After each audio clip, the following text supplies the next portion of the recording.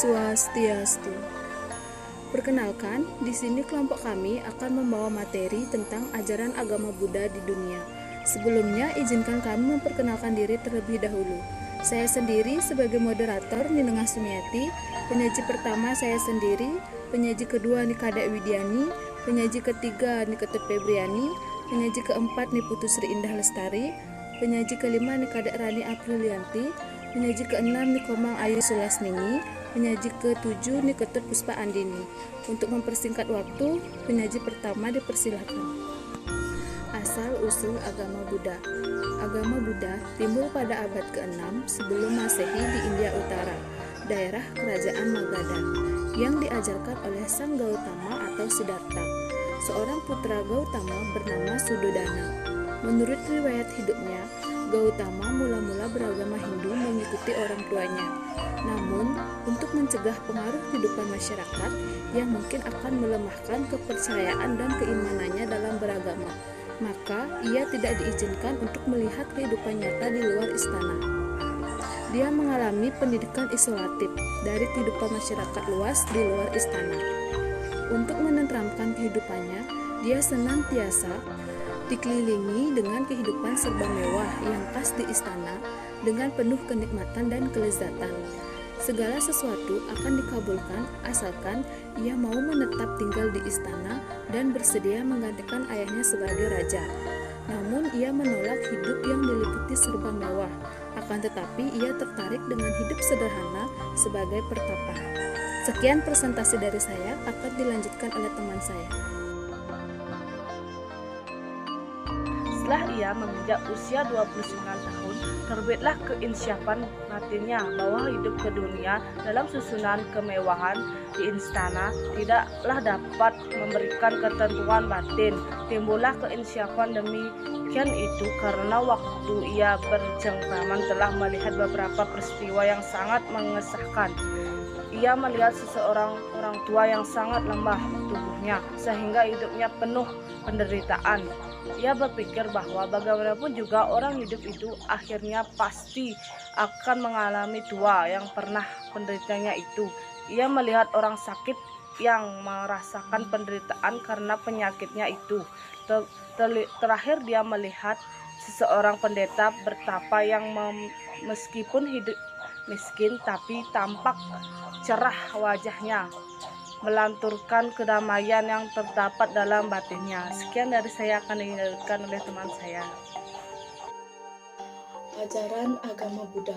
Pokok-pokok inti ajaran Buddha yakni membicarakan mengenai kedelapan jalan, 4 kebenaran yang mulia, serta aturan kedelapan jalan yang mulia, yakni kepercayaan yang benar, perbuatan yang benar, kehidupan yang benar, usaha yang benar, semedi yang benar, mengheningkan cipta yang benar.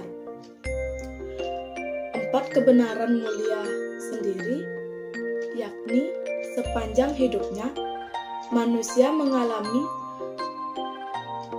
penderitaan. Penyebab penderitaan adalah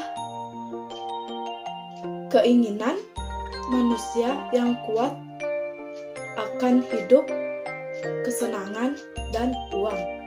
Sekian dari saya ucapkan terima kasih. Di samping pokok-pokok ajaran tersebut, ada pula pandangan Buddha mengenai metafisika tergambar pada penjelasan mengenai nirvana, yang menurutnya adalah suatu keadaan yang tidak dapat ditangkap panca indera, tak dapat dimengerti, dan tidak dapat dinyatakan. Ia adalah situasi yang tenang, bahagia, abadi, yang terlepas dari nafsu-nafsu. Hanya jiwa manusia pada tingkat tertinggi dapat mengalaminya secara etimologi. Nirvana artinya menghembus atau memadamkan, sebagaimana memadamkan api yang membara. Dijelaskan pula bahwa konsepsi Buddha tenang, nirvana itu tidak jelas bersifat ukrewi. diartikan sebagai Tuhan atau dewa-dewa.